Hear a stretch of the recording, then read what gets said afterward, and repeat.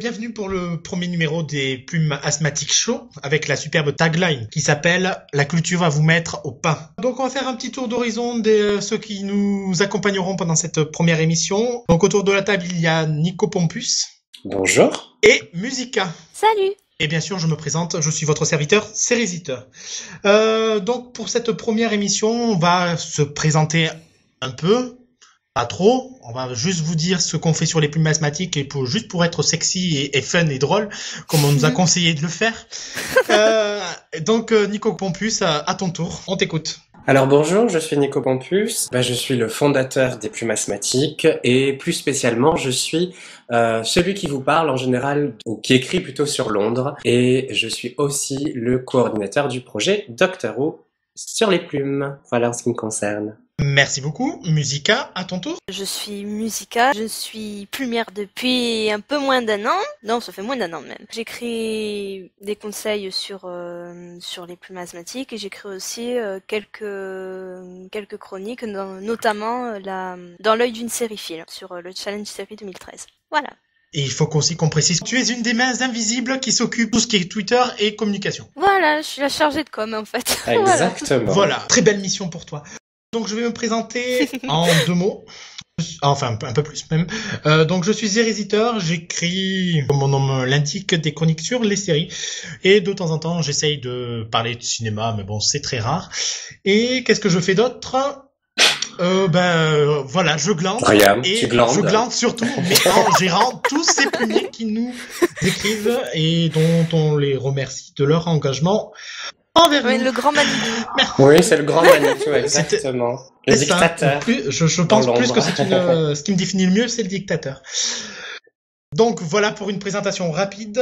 Maintenant la présentation du podcast, parce que donc nous avons voulu passer à la vitesse supérieure et on a voulu tenter cette belle expérience du podcast. Donc on est parti sur un modèle défini par mes soins quand on vous dit que je suis un dictateur. Donc il y aura 2 parties. Le grand débat des plumiers dont on va dérouler le magnifique premier thème tout à l'heure, puis le choix des plumiers, donc ça sera de parler d'une activité culturelle qui nous aura marqué ou qui va nous marquer. Ouais, on est aussi dans le futur là. Hein. On voyage dans le temps dans les plumes asthmatiques. Mais avec ce que je vais vous parler tout à l'heure, c'est sûr que je vais faire un voyage dans le temps. Enfin, du moins dans le futur. Si c'est pas du teasing, ça. Donc voilà. On sait pas. Surtout que ça se rapproche donc du thème du grand débat des plumiers, c'est-à-dire Doctor Who. On va vous faire voyager dans le temps et dans l'espace. Waouh, sexy. Voilà, c'était la partie sexy, maintenant la partie fun. Donc ça va être ce débat-là où c'est que nous allons parler des événements. Nico Pompus va nous parler du superbe, magnifique et génialissime projet des plumes asthmatiques pour les 50 ans de la série. Forcément, puisque j'y suis derrière. Voilà, forcément, bien sûr. Et aussi, je ne sais pas si je peux dire son prénom, mais bon, il n'est pas seul. Aletia, voilà. Qui est derrière. Et évidemment, m'aide et qui est plus que m'aider, hein, avec qui je coordonne ce projet. En tout cas, on remercie Alessia de s'occuper de toi, sachant que nous, on ne peut pas le faire. Donc voilà. Donc nous allons parler de Doctor Who, donc des événements donc qu'on a parlé avec les plumes asthmatiques, mais aussi les événements qui vont marquer donc l'anniversaire de la série, de ses 50 ans tout au long de l'année 2013. Et alors après on va, parce que bon les événements tout est encore un peu secret, donc on va surtout se pencher sur les rumeurs. C'est ça qui anime la toile en tout cas encore aujourd'hui, surtout avec la dernière interview de Steven Moffat. Voilà, j'ai failli oublier son nom, ce monsieur. Et puis après on va chacun donner notre avis sur nos attentes, sur la gestion de Moffat, enfin bref. Oui, comment peut-on gérer Moffat ? C'est ça. C'est une question. Ça, oui, parce que celle-là c'est quand même la plus importante. Hein.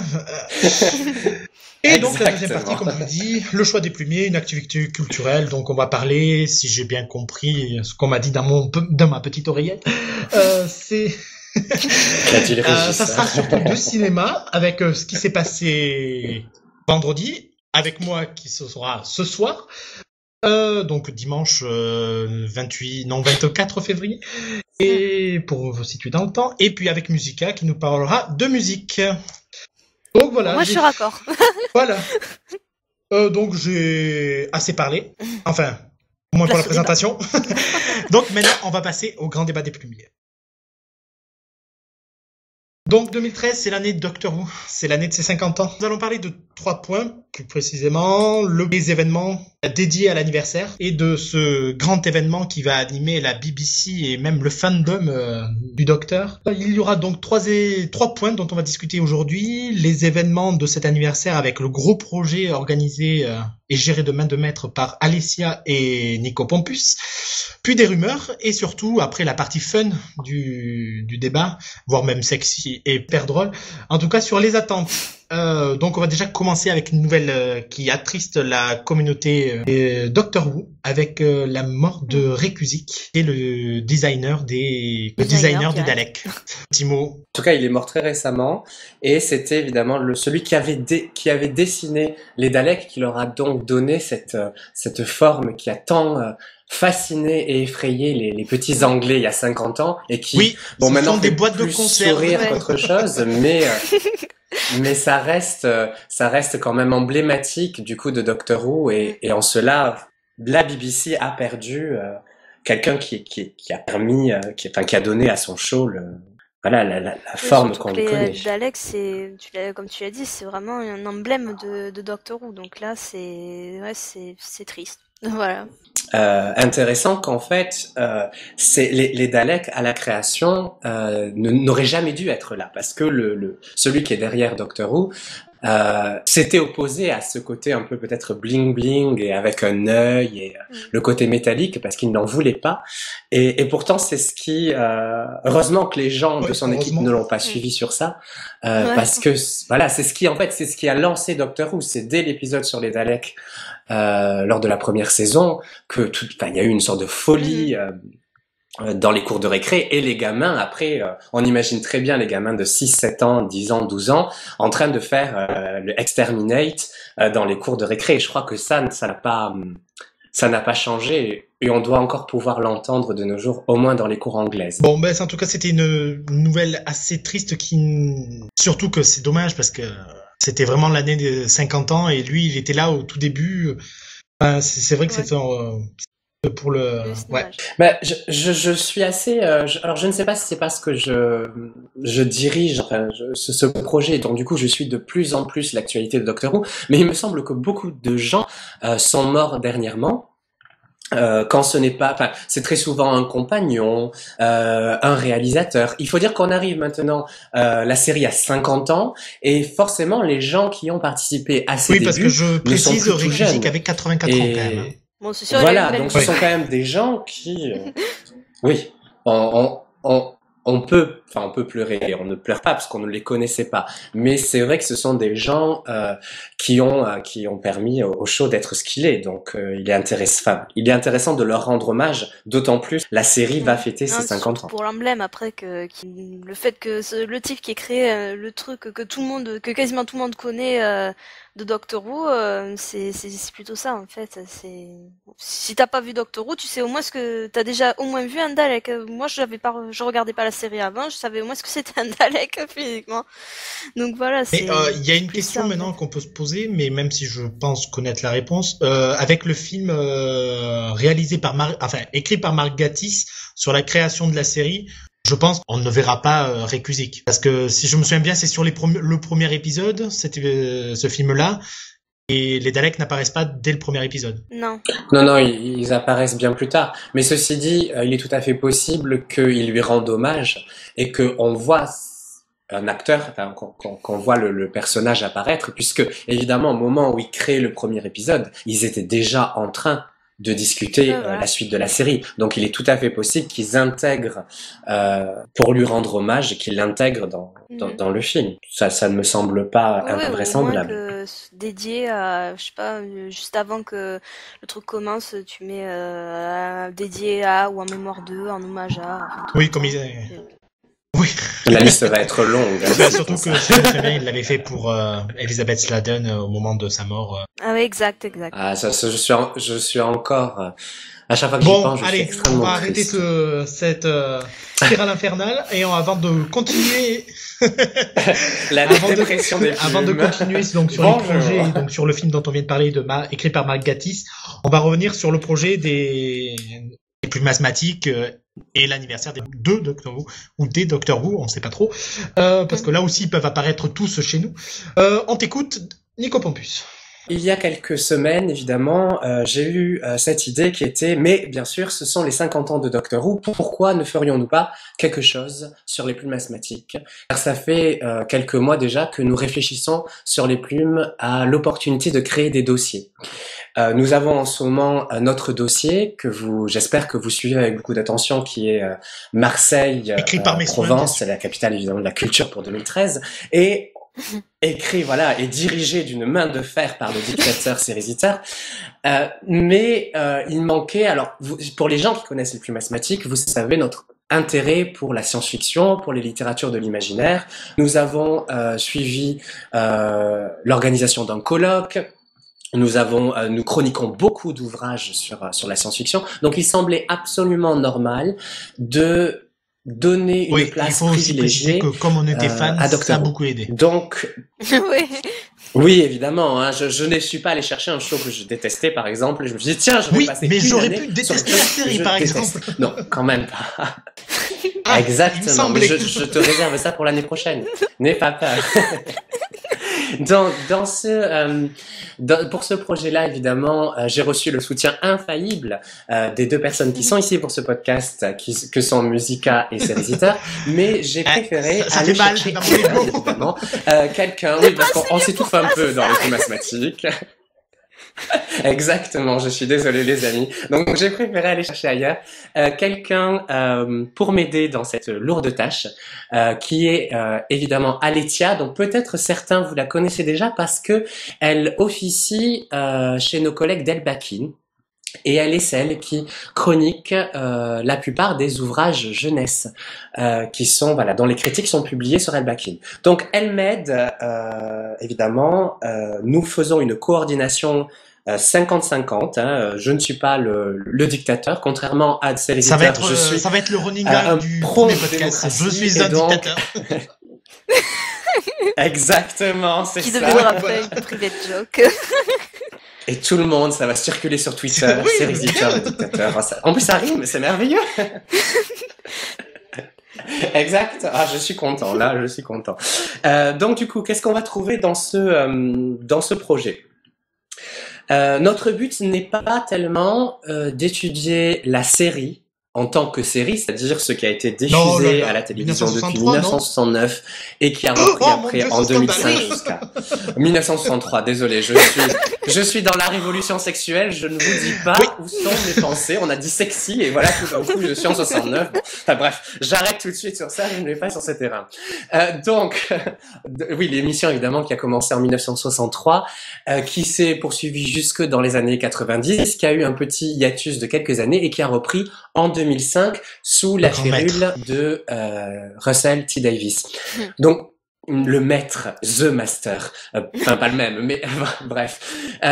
Notre but n'est pas d'étudier que la série, mais bien d'étudier le phénomène Doctor Who, c'est-à-dire la franchise et ce que l'on trouve aussi sur Internet. Parce qu'évidemment, Doctor Who a un fandom absolument puissant, ce qui a permis de voir le retour de la série en 2005, parce que les gens comme Davies, comme Moffat sont des fans de la première heure. Et ce qui est intéressant et ce que j'aimerais bien que nous montrions dans ce projet, c'est que ces fans ont une implication pas seulement d'amateurs dans Doctor Who, mais bien professionnelle, et Doctor Who a aussi à créer des vocations. Donc le but du projet, c'est de pouvoir étudier absolument tous les aspects de la franchise, les livres, les CD audio, les DVD, les produits dérivés, les conventions, les fanarts, tout ce qui se fait aussi sur YouTube, toutes ces vidéos hommages, et donc de rendre hommage à cette série, qui est évidemment, parce que nous l'aimons, nous la trouvons la plus merveilleuse série du monde, et très ancienne, mais aussi évidemment de rendre hommage à tous ces fans de Doctor Who, parce que la série ne serait pas ce qu'elle est sans ses fans. Et je pense... C'est autant l'anniversaire de la série que des fans de la série. Exactement, parce que je pense qu'on dit très souvent que... On entend toujours ces gens dire « Oui, nous ne serions rien sans vous ». Et tous ces artistes, tous les écrivains disent ça, mais je pense que... Oui, mais aussi les plumiers. Exactement, à tous nos lecteurs et auditeurs. mais je pense que Voilà. pour Doctor Who, c'est vrai. parce que sans ces fans, nous n'aurions pas tous les scénaristes aujourd'hui, et nous n'aurions pas des gens, par exemple, comme Neil Gaiman. Bon, après chacun, voilà, mais Neil Gaiman a été extrêmement influencé par Doctor Who, et son implication maintenant, et qui va aller certainement en s'agrandissant, toute son implication, elle est c'est parce qu'il était fan. Voilà, il a été tous ces gens qui ont œuvré dans la science-fiction et tout le doivent en partie et pas totalement à Doctor Who. Donc il me semblait vraiment important que pendant un an, sur les plumes, nous ayons des chroniques qui permettent de voir tous ces aspects-là et de permettre aussi de faire découvrir cette série qui n'est pas spécialement pas tellement. Elle est un peu connue en France, mais d'un certain milieu et pas du grand public. Et je trouve que c'est vraiment dommage. Donc si notre projet peut à la fois rendre hommage aux fans et en même temps faire connaître la série et le phénomène Doctor Who au grand public, eh bien bon, on aura bien travaillé, je pense. Je pense que c'est la mission première de ce grand événement qui va animer toute l'année. C'est la philosophie des plumes asthmatiques. Hein. Nous sommes des passeurs de culture et le but, c'est de faire passer Doctor Who, donc de le faire passer aux néophytes et de le faire passer aussi à ceux qui connaissent Doctor Who en leur faisant découvrir des aspects peut-être qu'ils ne connaissent pas ou dont ils ne mesurent pas l'importance. Bon ben voilà, l'instant auto-promo est terminé. Merci Nico Pompus. Donc maintenant nous allons revenir sur les événements qui vont ponctuer l'anniversaire, enfin dont nous sommes au courant. Donc il y a 2 films, un téléfilm écrit par Mark Gatiss sur la création de la série. Donc, il est vendu comme un docu-fiction, donc je suis pas trop sur quel pied danser avec ce projet-là, même s'il s'annonce passionnant. Et un deuxième, un film 3D écrit par Moffat. Alors là, toutes les rumeurs courent, hein, en 2 parties, au cinéma, à la télévision. La seule chose dont on soit sûr, c'est que ce sera en 3D. Donc voilà. On va revenir sur le film de Mark Gatiss, sur la création le docu-fiction. C'est quelque chose que vous attendez? C'est quelque chose qui vous intéresse? Dites-nous tout. Moi, c'est quelque chose que j'aimerais bien voir, parce que moi j'aime beaucoup Mark Gatiss.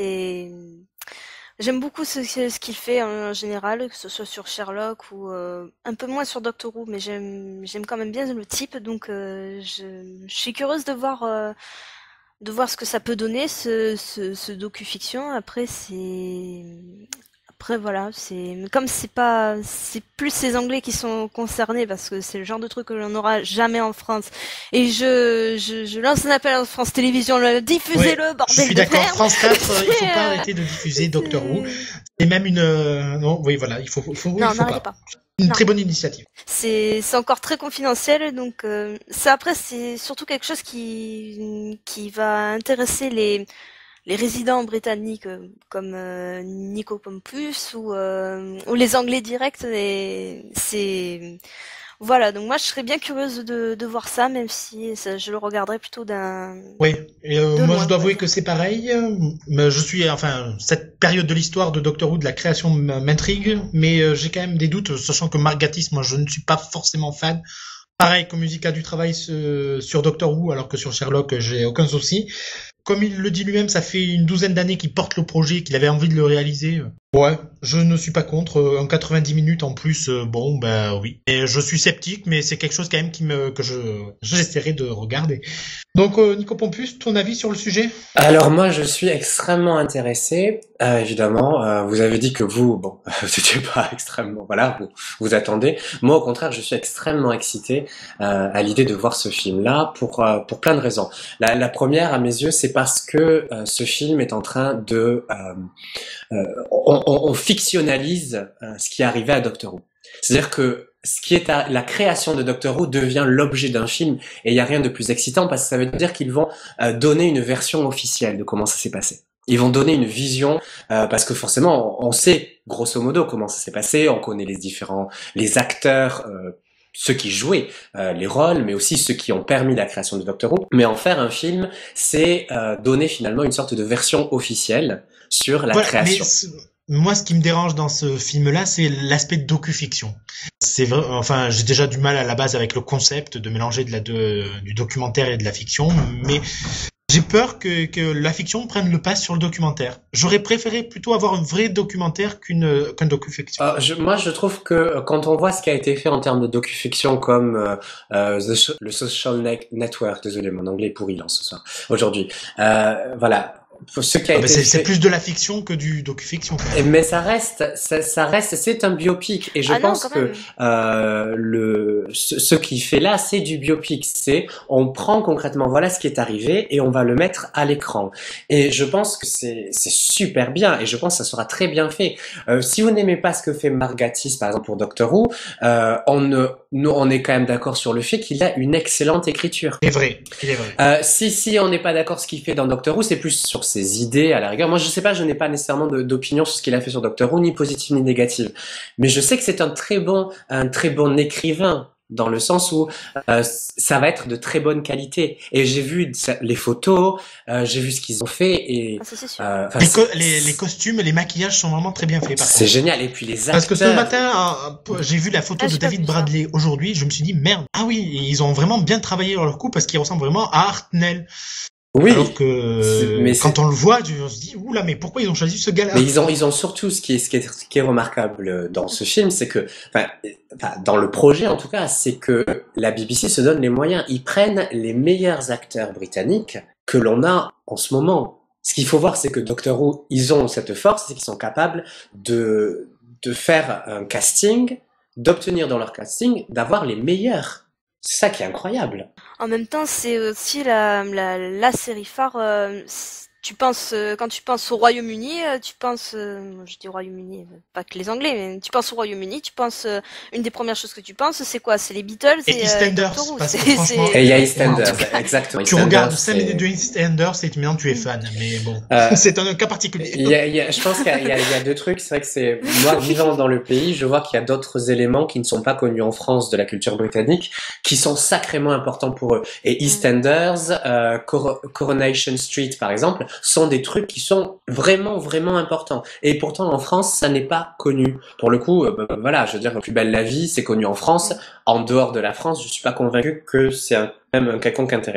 Bon, alors quoi qu'il en soit, ce film, on n'en sait pas plus, on sait pas trop à quoi ça va ressembler. Il n'y a pas eu de trailer, il n'y a pas eu de teaser, il y a rien eu pour l'instant. Pas mal de photos par contre. Hein. Quelques photos. Vous avez vu cette photo, ça donne pas un avis général. Cette photo des Daleks sur le pont de Londres avec le Big Ben en fond, c'est excellent. Vous l'avez pas vu celle-là? Non. Et d'ailleurs, pourquoi il y a les Daleks?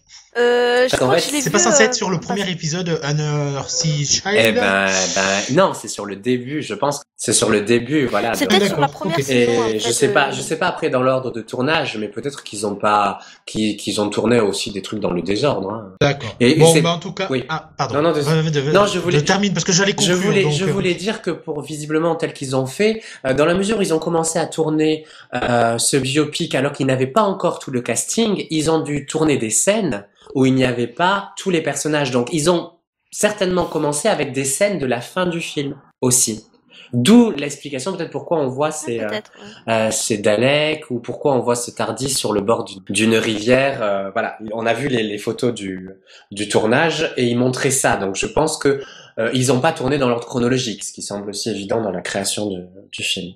Quoi qu'il en soit, on aura l'occasion de reparler de ce film, enfin du moins on l'espère, quand il sera diffusé en novembre sur BBC Two. Oui, tout va se passer en novembre. Voilà, tout se passe en novembre. Donc même ce deuxième film dont vous allez parler, ce film dont la seule chose dont on soit sûr, c'est qu'il sera en 3D. Alors, est-ce que c'est vraiment un film? Pour les Britanniques. Alors attention, voilà. Nous allons partir dans tous les sens. On sait deux choses, pardon. En 3D et écrit par Moffat lui-même. Oui, mais ça. Trois choses. Et que ça sortira en novembre. Oui, bon, il nous l'aurait pas dit. On s'en serait douté. On s'en serait douté. Moffat a toujours les meilleurs épisodes, les épisodes où il y a le plus d'argent. Ce n'est pas nouveau. Ceci dit, ça me semble normal puisque c'est le scénariste en chef, c'est lui qui dirige et qui donne la voix, enfin qui montre la voix de la série. Bon. Puis s'était quand même préparé à fêter lui-même l'anniversaire de la série, donc il a les commandes. Donc bon. On revient donc sur ce film 3D créé par Moffat lui-même. Bon, c'est tout ce qu'on peut dire de toute façon. Après, on n'en sait pas plus. Non, alors moi j'ai des choses à dire quand même. Alors si, attendez, parce que je vais quand même résumer les petites rumeurs qu'il y a autour du film. Donc, ça serait au cinéma. ça serait en 2 parties. Qu'est-ce qu'il y aurait? Il y aurait la réunion de tous les docteurs dans ce téléfilm. Enfin, téléfilm ou film, on ne sait pas trop. Et je pense que c'est tout. Alors, moi, j'ai des commentaires à faire à 2 niveaux. La première, c'est d'avoir vu la réaction des fans sur Gallifrance et sur Beans on Toast, qui sont les 2 sites, voilà, de communauté des fans français. Et la réaction, et je pense que c'est aussi la vôtre, c'est de dire « Mais qu'est-ce qu'on en a à faire de la 3D puisque nous n'allons pas le voir en 3D ?» C'est ça. Voilà, alors moi je réponds, vous êtes un peu selfish les gars, c'est avant tout c'est une publication de la BBC pour les Britanniques qui va être exportée évidemment aux États-Unis. La France, clairement, nous n'en avons rien à faire. Et c'est voilà, non mais et ce qui me semble absolument normal, je veux dire concrètement, enfin, soit France 4 décide de faire quelque chose d'intéressant dans ce niveau-là, mais ça dépendra de France 4. Mais évidemment, les scénaristes, ils pensent à quoi? Ils pensent à leur public. Qui est le public britannique. Et le public britannique, lui, peut aller voir en 3D ce film. Et moi, évidemment, qui suis à Londres, quelle chance j'ai. Ouais, je sais, je vais vous faire aller là, mais... Il va nous inviter chez lui pour aller voir le film. Mais il n'y a pas de souci, Cérisiteur, tu es invité, Musica aussi, hein, vous pouvez venir à Londres pour qu'on aille se faire une petite séance au cinéma. Mais moi, évidemment, je veux aller le voir au cinéma.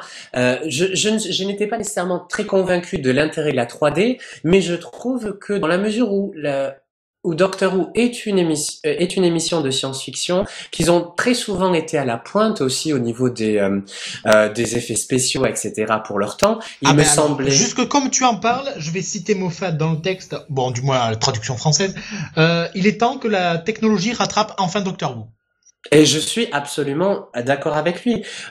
Non pas que tout doit être fait en 3D, mais je crois que c'est très symbolique pour l'anniversaire des 50 ans de faire un épisode en 3D. Et peu importe si au final beaucoup de gens vont aller le voir, ça va leur coûter extrêmement cher, mais au niveau de l'histoire de la télévision, ils sont en avance. Et je pense que ce qu'ils voient aussi, c'est qu'ils sont en train de d'écrire une page d'histoire de la télévision. Et au niveau mondial, pas seulement britannique à mes yeux. Je vais juste enchaîner sur un truc avant. Non, vas-y.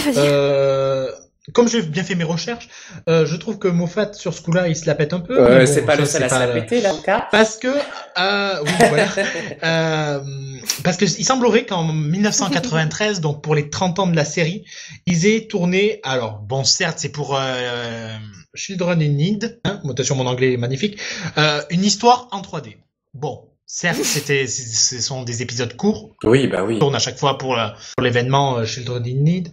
Mais bon, c'est pas la première fois que Doctor Who passe à la 3D. Bon. Non, mais c'est juste la petite précision. Non, mais parce que je veux dire, il y a les épisodes de Children in Need, etc., ne font pas partie normalement du corpus officiel du canon de Doctor Who. Ce sont des épisodes qui sont toujours un peu à part. Donc, ils peuvent se permettre pour 3 minutes ou 5 ou 10 de faire des tests.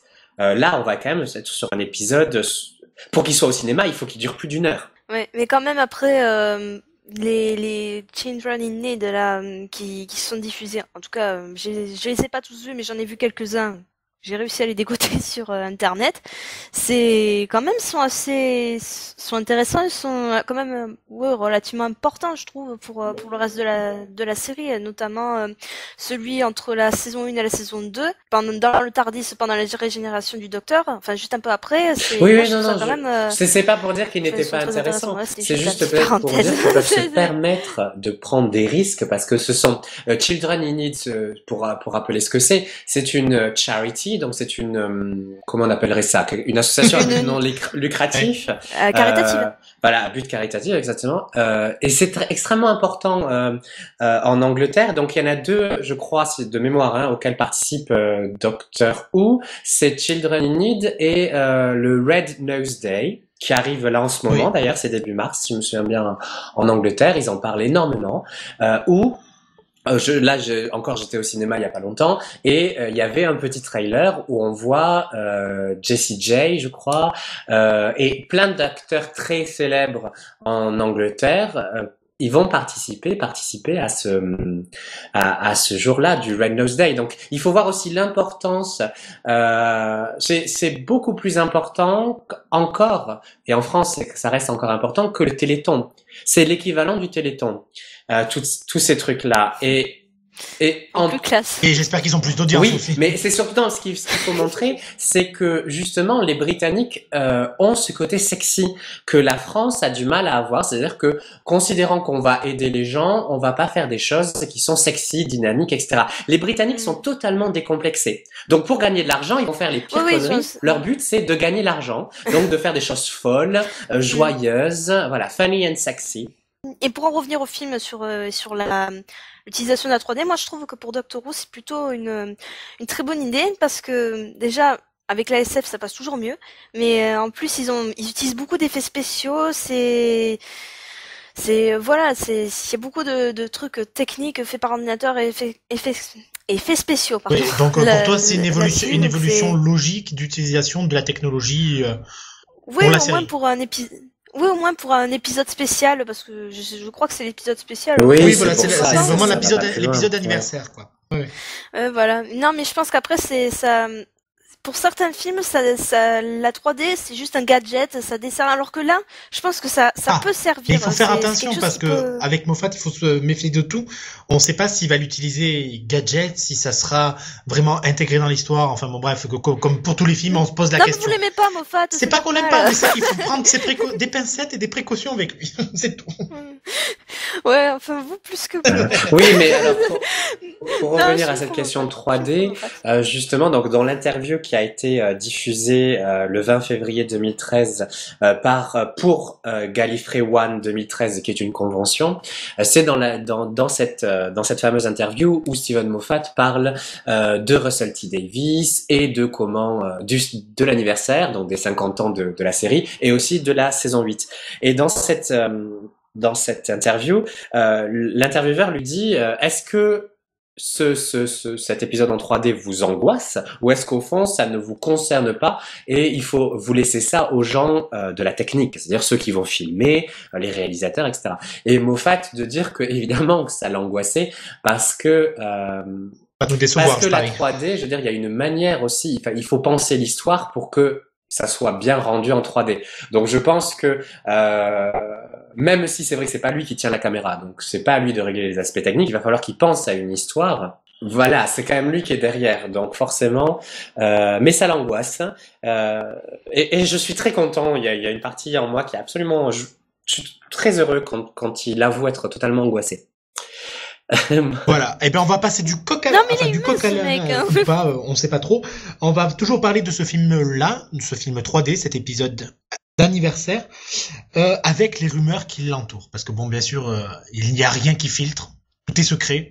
Bon, on commence à avoir presque ou pas une certitude sur le fait que tous les docteurs seront présents. Bon, enfin, tous ceux qui on ne sait pas sur quel pied danser encore quand même. Oui, mais on utilisera quand même des images d'archives pour montrer les premiers docteurs qui ne sont plus là. Mais moi, je trouve le concept évidemment merveilleux. C'est ça. Je dois avouer que moi aussi. Et alors, là où je prends encore plus mon pied, c'est quand... Alors, en lisant sur Internet, parce que bien sûr, les rumeurs, c'est là où ça circule le mieux, on mettrait River Song à l'origine de l'apparition de tous les docteurs. Alors là, je peux vous dire que si c'est vrai, ça va être le meilleur épisode de tout. Alors bon, j'espère, ça me semble être intéressant, mais sachant que un truc très important, c'est que l'idée me semble, il y a une contradiction interne dans l'histoire, c'est que si vous vous souvenez du double épisode Silence in the Library, où on voit la première apparition de River Song, elle n'avait jamais rencontré Ten, donc elle ne savait pas à quoi il ressemblait. Et c'est pour ça que ça s'appelle une rumeur. Oui, non mais ils peuvent trouver une manière. Peut-être.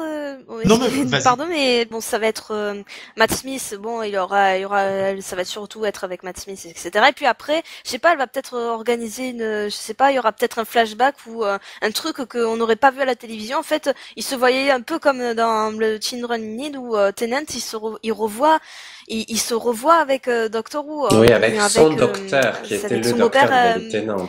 David, voilà, il se revoit lui.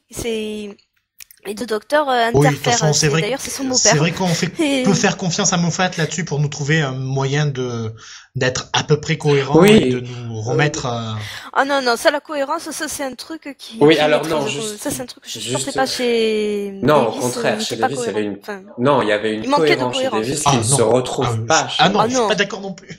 Ah non, je si. suis désolée. Il y a des- La saison, il faut regarder la saison 4 de Doctor Who, et c'est la saison la plus cohérente qui ait jamais écrite quand même. Oui, chez mais TV. parce que, alors, Ah ouais, mais il y a des moments, il y avait des moments, je trouvais, jusqu'à la saison 4, voire même avec la saison épisodes spéciaux, il y avait quand même des épisodes, ça ne respectait pas la chronologie. Il y avait des moments, what the fuck là, enfin moi je le voyais comme ça. Et c'est ça que j'apprécie chez Moffat, c'était réfléchi, c'était fait en amont et tout ça. Donc après, quand tu suivais le truc, je trouvais que non, voilà, c'est expliqué, c'est justifié, c'est ce que je reproche chez Davis, non, c'était trop chez brouillon Davis, pour moi. c'est jamais, enfin, on peut pas reprocher à Davis de ne pas l'avoir pensé en amont, parce que je suis en train justement de lire le The Writer's Tale, donc qui est sa correspondance qu'il a avec un journaliste, un jeune journaliste anglais, où il envoie des mails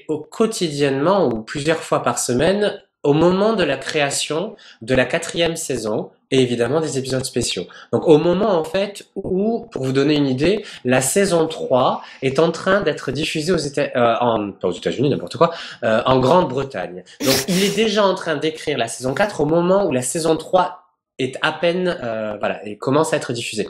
Et on s'aperçoit à quel point chez Davis, c'est pensé en amont, mais c'est extrêmement bien pensé. Donc, pour moi, il n'y a pas d'incohérence chez Davis. On peut reprocher beaucoup de choses, par exemple, aux premières saisons, mais qui, pour moi, ces reproches-là ne sont pas fondés dans le sens où il débutait, il n'avait pas beaucoup d'argent, etc. Moffat, il faut aussi comprendre que Moffat arrive à un moment où Davis a travaillé pendant 5 ans ou plus à faire en sorte d'augmenter chaque année le budget. Donc Davis est parti au moment qui était à mon avis, et il le voit lui-même comme ça, c'est-à-dire qu'au moment où ils avaient le plus de budget, où ils avaient la reconnaissance du public, où Doctor Who était redevenu une institution britannique, il s'en va à ce moment-là, il laisse le bébé à Moffat parce qu'ils sont conscients tous, pas seulement Davis, mais aussi Julie Gardner et le réalisateur, donc le trio de choc, qui ne peuvent pas faire mieux, donc ils passent le bébé. Donc Moffat arrive d'une certaine manière avec Doctor Who, avec un budget qui est faramineux.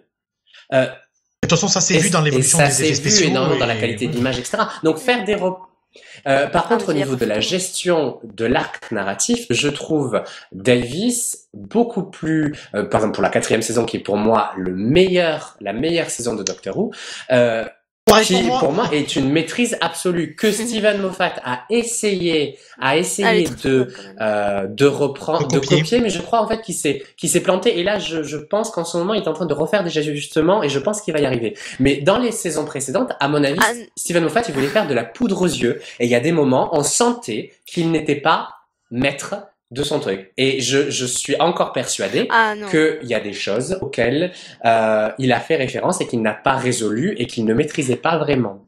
Ah non, je suis pas d'accord. Je suis pas d'accord. Parce que, franchement, c'est sûr, moi je crache pas non plus sur Davis parce que il a quand même du mérite. C'est lui qui a repris une série qui était qui était concrètement morte, oui. Quoi, quasiment. Ouais, voilà, c'est sûr que quand on regarde la saison 1, on n'est pas génial. Non, la saison 1 n'est pas géniale. C'est pas la meilleure. Non, c'est la faute avec Eccleston. Ouais, voilà, non, c'est même pas Eccleston en plus. Non, Eccleston, lui, non, j'ai rien à redire avec Non, je pense qu'il y avait très très bien. C'est sur Billy Piper. Non, moi je pense que ça se situe pas à ce niveau-là. C'est simplement que Doctor Who première saison, c'est une série. Oui, il fallait remettre la main en marche. C'est pas le même public qui s'adressait aux enfants. Principalement. Et je pense qu'il y a ce passage-là chez Davis entre la première et la 4e, qui est que la série, dans le public, vise des gens un peu plus âgés, parce qu'aussi, il y a les Sarah Jane Adventures qui sont là. Et donc, du coup, Sarah Jane récupère le côté enfant et bon enfant. Et en effet, quand on regarde Sarah Jane, les défauts de la première saison de Doctor Who s'y retrouvent parce qu'en fait c'est pour les enfants et que les enfants mangent beaucoup plus de choses, acceptent plus facilement des choses que les adultes. Voilà. Tandis que, voilà, Bon, il faut pas oublier que quand même Moffat a écrit des épisodes dans toutes les saisons de Doctor Who et que il faut pas non plus le nier, il a écrit quasiment les meilleurs épisodes de la série. Ah oui, non, mais il y a pas photo. Mais c'est sous la période Davis. Et c'est ça qui est intéressant, c'est que... Oui, mais ouais, parce que non, mais quand même, je suis pas tout à fait d'accord parce que c'est sûr. Donc, comme je disais, Davis, il a quand même fait beaucoup de choses. Il a repris la série. C'est sûr qu'il a augmenté le budget. Ça n'a pas été facile. Il a fait de très bons trucs non plus. Je dis pas le contraire. C'est pour ça, il lui fallait pas forcément beaucoup d'argent pour faire des épisodes très bien. C'est ça aussi qu'il faut féliciter sur la part de Davis. Non, mais voilà, mais il a fait de très bonnes choses. C'est par exemple rien que le fait d'avoir mis Tennant, c'est déjà excellent choix. C'est mon docteur préféré par son histoire et tout ça. J'adore lui en docteur. Mais franchement, il y a des choses. C'est quand je regarde de la saison 1 jusqu'aux épisodes spéciaux, enfin c'est-à-dire jusqu'à ce que Moffat arrive, il y a des trucs qui sont intéressants, des histoires qui sont pas mal, mais après je trouvais qu'il y avait des incohérences, il y avait des incohérences dans le temps, et ce que je préfère chez Moffat, même si pour moi ma saison préférée c'est la saison 3, parce qu'il y a mon épisode préféré dedans, et lequel? Et c'était, moi je l'appelle, j'en avais parlé sur mon blog, autopromo, c'est 1913, enfin moi je l'appelle 1913, c'est-à-dire... oui, je vois. C'est-à-dire quand il perd la mémoire, c'est ça, et qui devient Monsieur Smith, Dr. Smith. Voilà, ouais. Oups. Je spoil. Et non, ça va. Et ouais, voilà, quand c'est cet épisode-là dans 1913 en Angleterre, je le trouve excellent. Voilà, pour moi c'est ma saison préférée. Mais quand même il y avait vraiment des incohérences que je supporte pas chez Davis, qui étaient à peine expliquées, où c'était tu le prends comme ça et puis voilà. Et j'en discutais il y a sur le point de la fin de la saison 2 avec ce qui arrive à Rose, ça m'a quand même laissé un côté d'amertume, comme la fin de la saison, enfin pas de l'amertume, mais je sais pas, il y a quelque chose qui m'a toujours dérangé, même avec le docteur avec un seul cœur. Une solution de facilité, c'est quelque chose qui m'a un peu dérangé de temps en temps. Voilà, ça c'est ça. Il y a des fois il y a de la facilité c'est pour t'expliquer un truc qui on dirait que ça avait pas été pensé avant. C'est merde, j'ai fait croiser ça. Comment je vais l'expliquer? Je vais mettre ça. Mais c'est aussi quelque chose qu'on peut reprocher à Moffat énormément avec le concept du voyage dans le temps. Il est devenu maître de nous embobiner pour nous expliquer des choses pas très facile à comprendre. Ben moi limite ça marche. Parce que on le voit notamment avec l'épisode Blink, c'est le premier, c'est Moffat, je trouve c'est le premier à avoir compris que Davis, lui, il avait il faisait voir le temps de façon traditionnelle, façon linéaire. C'est vrai aussi. Tandis que Moffat, lui, j'en parlais avec Kubertoy l'autre jour sur Twitter, si tu m'écoutes, voilà. Et voilà, lui, il faisait Moffat avait compris, notamment dans cet épisode, que le temps, pour le docteur, c'est pas comme on le voit nous, c'est beaucoup plus, comme il le dit dans l'épisode, c'est comme une pelote de laine, quoi. Ça s'enchevêtre, on peut se croiser, se recroiser, etc. Donc après, même s'il y a c'est sûr que dans la saison 5 et dans la saison 6, j'ai pas vu la 7, mais c'est sûr qu'il y a des moments qui sont parfois gênants, mais c'est justifié parce que la vision du docteur n'est pas la même que la vision du temps du docteur n'est pas la même que la nôtre. C'est vrai que c'est un reproche qu'on peut faire aussi à Russell T Davies, d'avoir été vraiment linéaire d'un bout à l'autre et de pas avoir su casser la routine de la série. Ouais, voilà, ça je trouve ça dommage. Après, c'est sûr que Moffat il aime bien faire le show, il a un côté spectaculaire, mais franchement non, je ne suis pas contre Moffat, je le défendrai. Oui, non, mais ça se comprend bien, parce que même malgré tout, je n'ai rien contre lui, même si je suis pas forcément. J'aime la façon dont il bouscule le show et de ce qu'il en a fait, saison 5, 6 et 7, même s'il l'a coupé comme il l'a fait de temps en temps, et puis l'a filmé, l'a diffusé quand ils peuvent, ça, c'est quelque chose qui me hérisse le poil.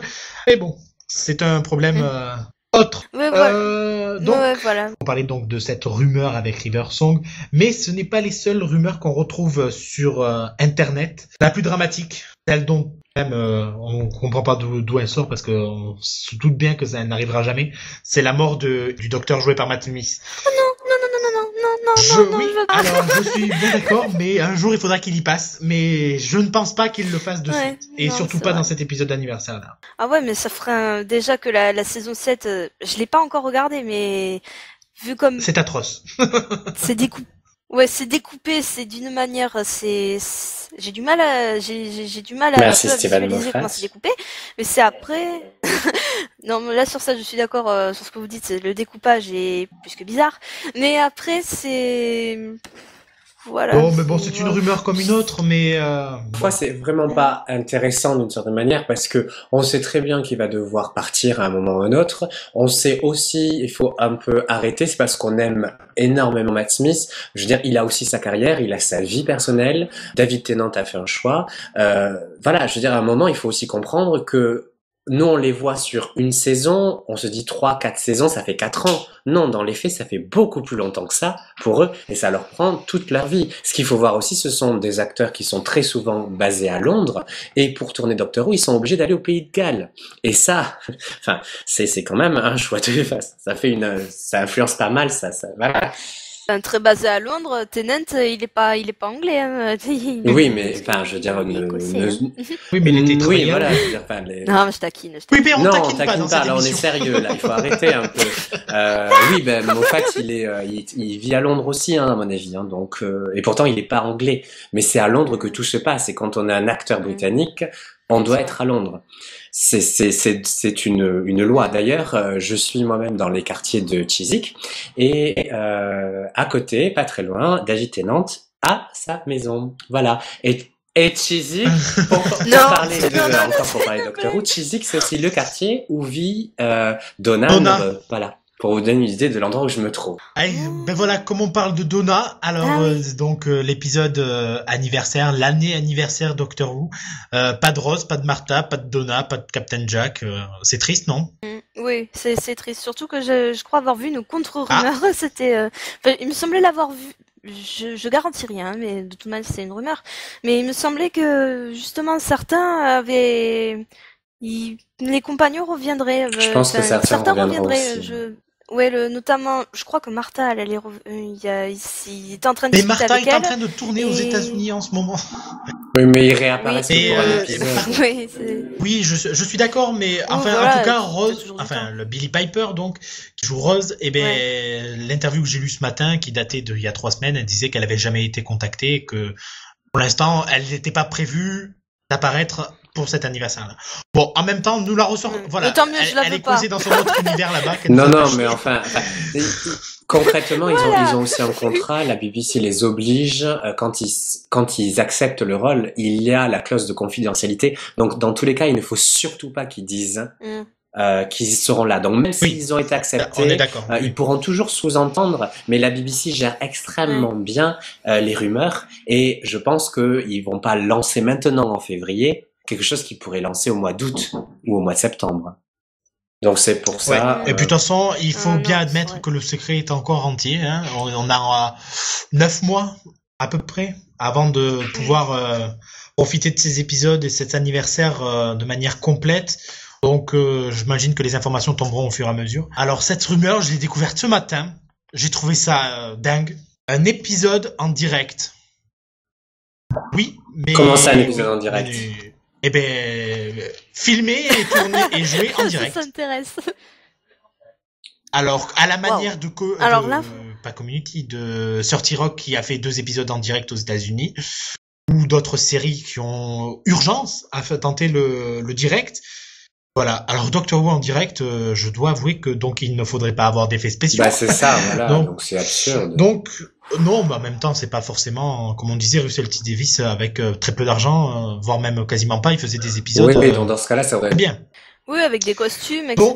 Donc, voilà, Doctor Who en direct, moi je suis sceptique. Quoique si c'est fait en direct, ils peuvent se permettre de faire dans un lieu clos. Si c'est un lieu clos, pas beaucoup de ah oui, on est d'accord. Mais c'est quand même du direct. Voilà, il peut.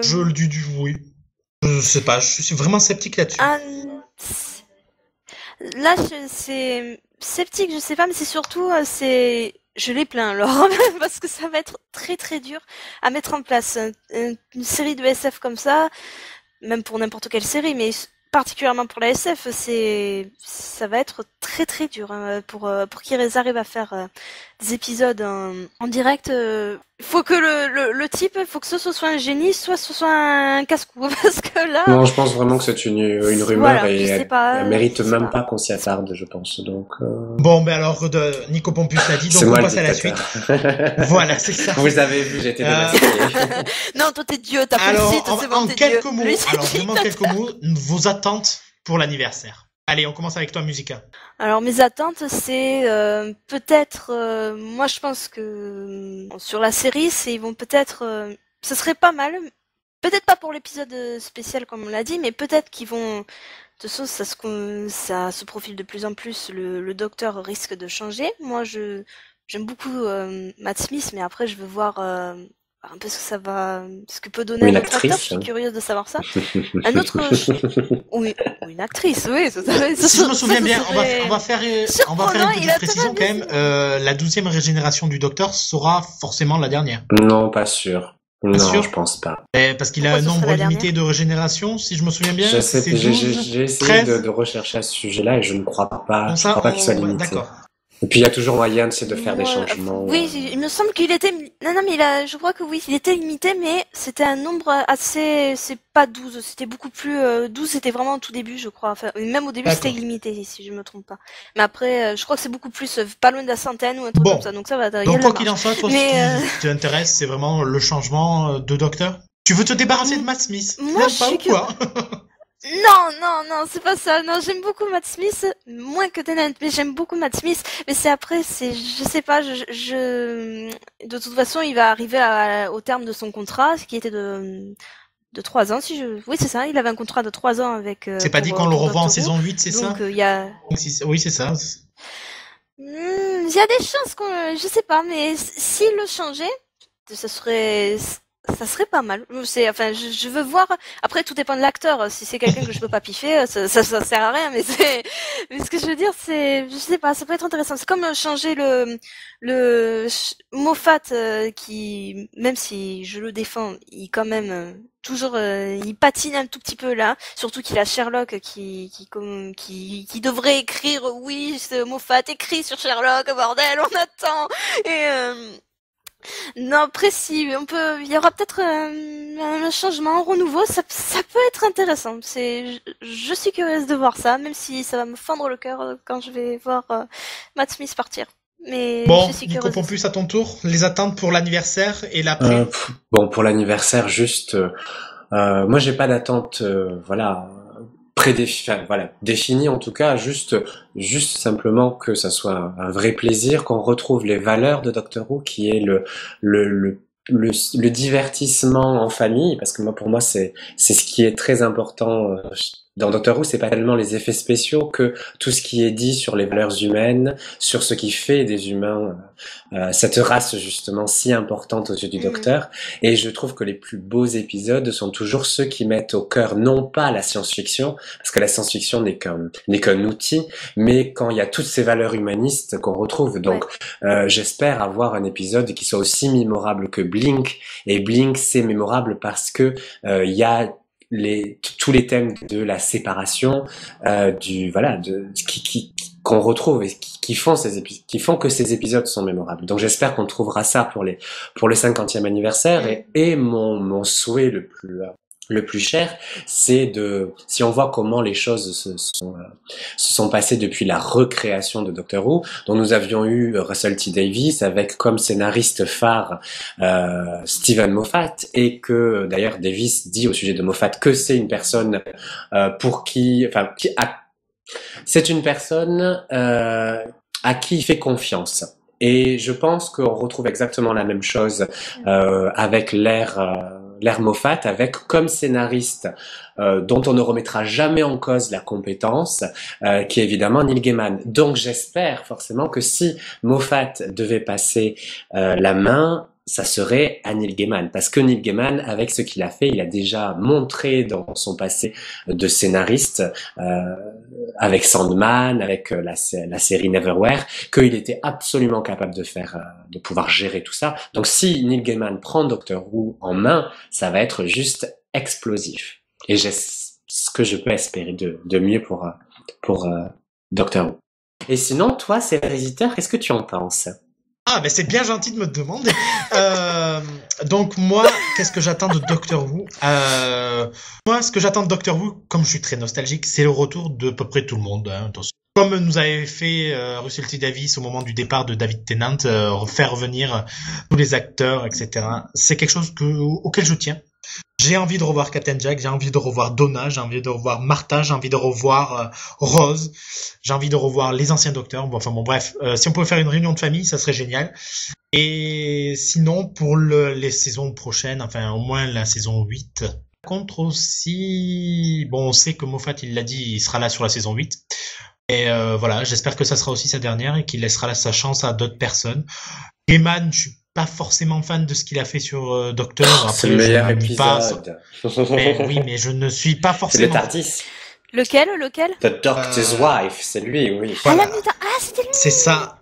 Mais sinon, après, c'est vrai qu'il sera très difficile pour un scénariste de reprendre. Ouais, voilà. Donc moi, je suis aussi pour le changement, que ce soit avant la saison 8 pour le départ de Matt Smith, qui serait une surprise phénoménale. Pas trop, mais au moins à la fin de la saison 8. De Tennant, que Tennant, il m'obsède, c'est pas possible. Matt Smith et Steven Moffat quittent le navire et pas qu'il le fasse couler. Oui, qui est exactement un même changement comme il y a eu après Davis. Voilà, que une toute passation de l'équipe une belle change. passation de pouvoir. Exactement. Voilà. Je pense que c'est très profitable pour le show et c'est ce qui peut garantir sa pérennité. Bon, eh ben nous avons fini sur l'anniversaire de Doctor Who et ce premier grand débat des plumiers. Donc nous allons passer à la deuxième partie. Chacun va nous donner son activité culturelle de la semaine. Allez, on commence avec toi, Musica. Alors moi je vais vous parler musique avec un album qui est très attendu, enfin par moi en tout cas, c'est Amok, le premier album du supergroupe Atoms for Peace. Alors supergroupe, pour ceux qui connaîtraient pas, c'est un groupe qui est constitué de membres d'autres groupes relativement connus. Par exemple, Mick Jagger l'avait fait il y a 2010-2011 avec Joss Stone, un des fils de Bob Marley, etc. Projet qui n'avait pas d'ailleurs beaucoup marché. Alors, Atoms for Peace, c'est un super groupe donc qui est composé de Tom York, qui est le leader et chanteur du groupe Radiohead, qui va assurer la partie chant, de Flea, le bassiste des Red Hot Chili Peppers, qui va donc il va gérer la basse et le mélodica. Après, il y a Nigel Godrich, le producteur de Radiohead, qui va faire guitare et clavier. Joey Waronker, qui va co-gérer la partie batterie.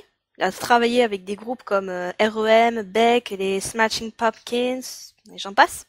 Et enfin, de Mauro Refosco, je ne sais pas si je le dis très bien, qui va donc co-gérer la partie batterie et va aussi gérer les percussions. Il a travaillé avec des groupes moins connus, avec David Byrne et Follow in the Dark. Donc, ça va donner quoi en termes de son? Ah bah justement, en termes de son, ça va être plutôt quelque chose de... C'est plus dans le genre électro, mais qui va être, comme il y a quand même de la basse et de la guitare, c'est pas de l'électro pur, ça va être joué avec des vrais musiciens, et c'est justement comme le voulait Tom York, ça va être... il veut un mélange entre quelque chose d'assez mécanique, d'assez artificiel avec l'électro, mais aussi de quelque chose d'assez humain, notamment avec Tom York, j'aime beaucoup, il a une manière de chanter qui est assez très lyrique, très voilà, et donc il veut un mélange, il veut que ça donne ça, voilà, que ça donne ce mélange-là, un peu comme le monde, comme il dit. Donc il a été créé en 2009 et à la base c'était uniquement pour jouer l'album solo sur scène de Tom York qui était sorti en 2006, The Eraser, donc qui est toujours voilà un peu électro. Et ce groupe n'avait pas de nom au début, c'était soit présenté comme Tom York ou Tom York's Live Band. Donc c'est ce cher Tom qui va baptiser le groupe de Atoms of Peace, donc les atomes et donc, pour la paix. Ils ont sorti un album cette semaine, c'est ça? Ils vont le sortir, on est le 24, donc ils vont le sortir demain. Il y a déjà je crois qu'il n'y est plus parce que la sortie est vraiment très proche, mais il y a quelques jours, le groupe avait sorti avait mis sur le site de l'album l'écoute D'accord. Ouais. en intégralité et gratuite de Bon, de eh ben, l'album. on va essayer de voir si on peut pas Donc, trouver un petit morceau pour faire partager ça avec nos auditeurs. Oui, parce que je vais dire les lecteurs, mais non, nous sommes en train de parler donc avec nos éditeurs. Et comment, rappelle-moi le nom ouais. de l'album? Mauk, M-A-U-K. D'accord. Eh ben merci. Maintenant, on va passer à Nico Pompus, qui va nous donner son choix culturel de la semaine. Du film Amour, dont on a beaucoup parlé en France et très peu en Angleterre jusqu'à très récemment.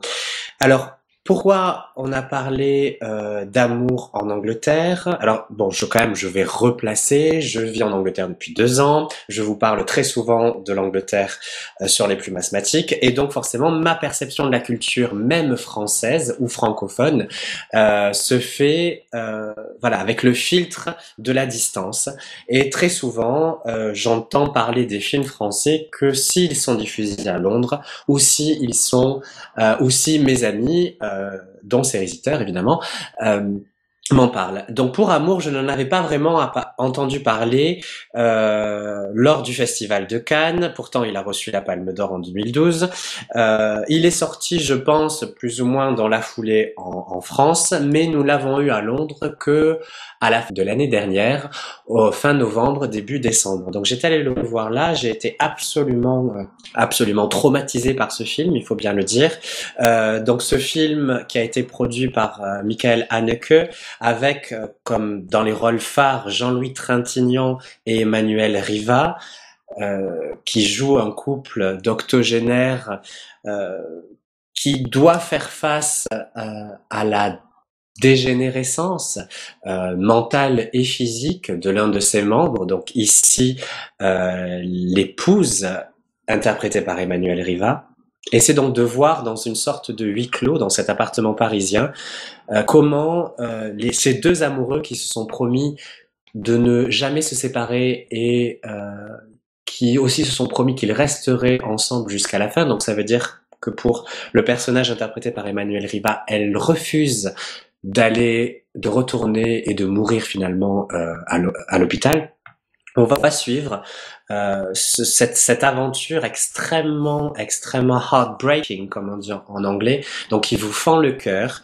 Et pour moi, l'intérêt du film, enfin ce qui m'a intéressé, et la question que je poserai toujours aux gens qui l'ont vu, c'est la suivante, c'est à partir de quand as-tu pleuré? Combien de temps as-tu attendu? Ah oui, ça a l'air quand même assez oui, joyeux. Non, c'est exactement. Ce n'est pas, je veux dire, on est face à la mort, on est face à l'amour. Donc c'est un film absolument dépressif, mais qui est très beau parce que justement il traite ce sujet sans phare. Alors je sais par exemple sur les plumes, Solène avait couvert le festival de Cannes l'an dernier et avait dit justement que la Palme d'Or c'était une connerie, qu'Amour c'était nul, c'était à chier et que c'était un documentaire et que voilà, que ça n'avait aucun intérêt. Moi je suis absolument opposé, enfin de l'autre côté de l'échelle de l'appréciation, c'est que pour moi, je trouve que ce film est absolument merveilleux et il est merveilleux parce que justement, il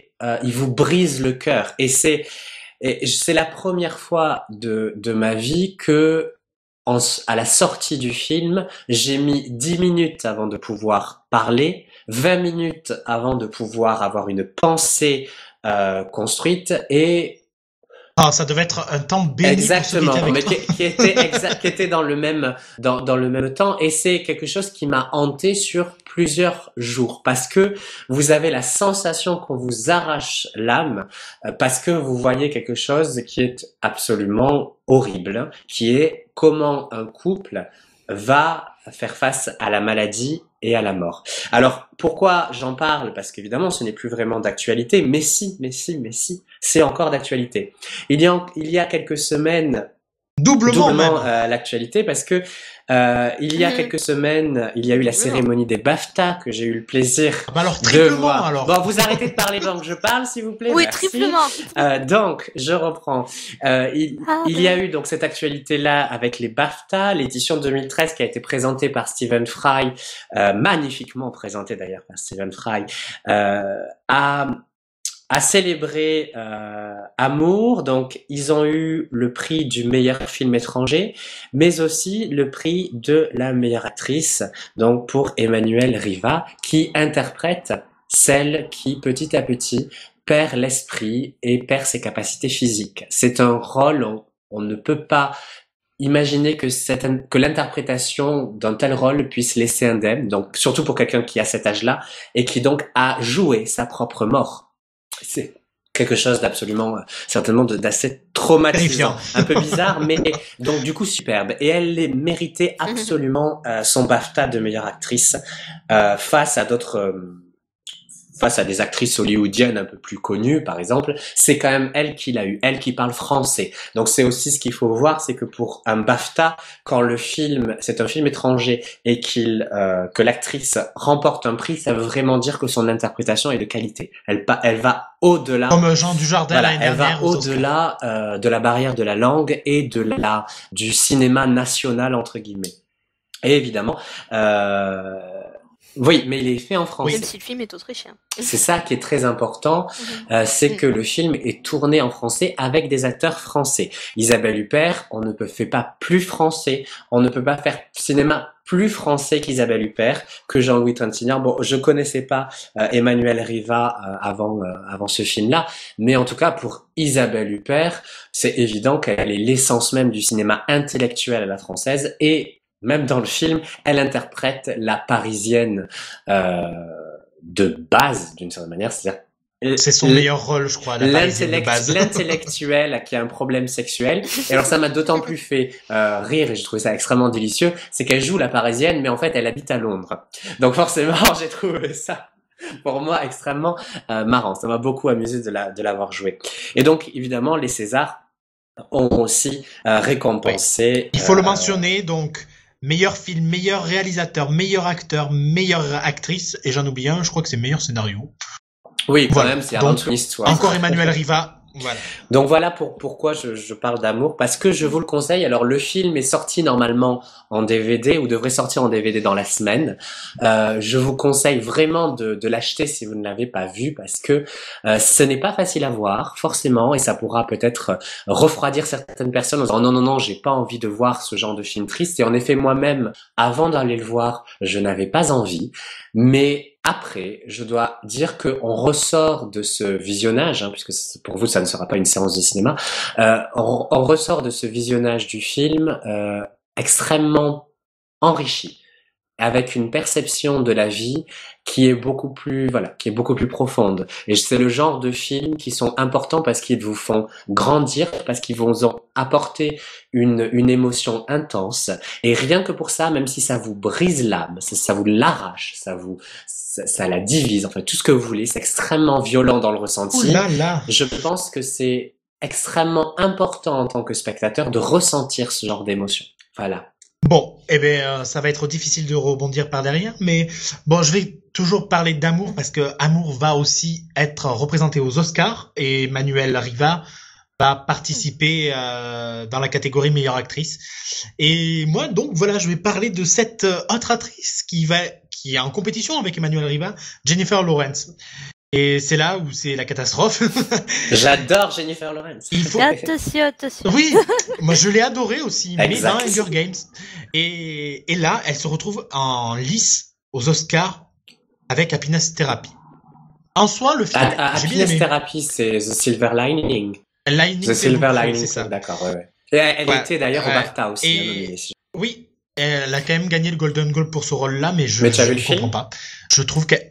Oui, j'ai vu le film la semaine dernière et je trouve qu'elle joue comme une quiche.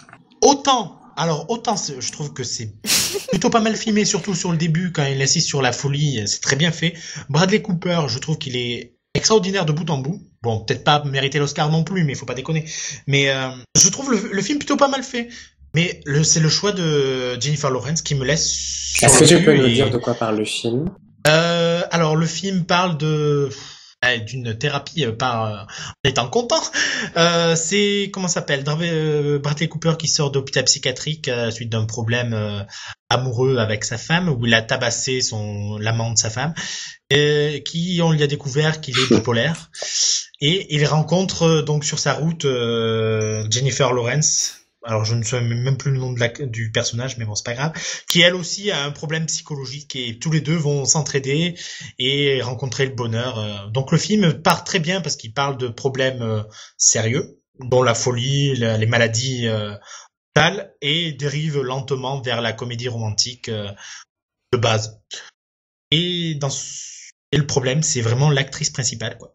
Je n'arrive pas à comprendre comment elle a pu se retrouver en lice pour un Oscar de la meilleure actrice, et c'est ça que je trouve bizarre, et que j'espère que Emmanuelle Riva va l'écraser avec tout son talent et va repartir avec la statuette, même si je n'ai pas vu Amour, mais bon. Ouais, oui, voilà. Je pense que c'est... Et non, parce que Carrie, il faut se rendre compte que elle est favorite, Jennifer Lawrence. Je n'arrive même pas à le concevoir. Et tous les pronostics, même des journaux comme le Times, oui, ça veut dire qu'elle ne l'aura pas. Bon. Oui, concrètement. Je croise fortement les doigts. Donc voilà. Donc moi je voulais parler des Oscars qui se déroulent ce soir, et de Jennifer Lawrence, dont je n'arrivais toujours pas à comprendre la nomination. Mais c'est juste pour vraiment mentionner, hein, je l'ai trouvée très bonne, mais dans Hunger Games.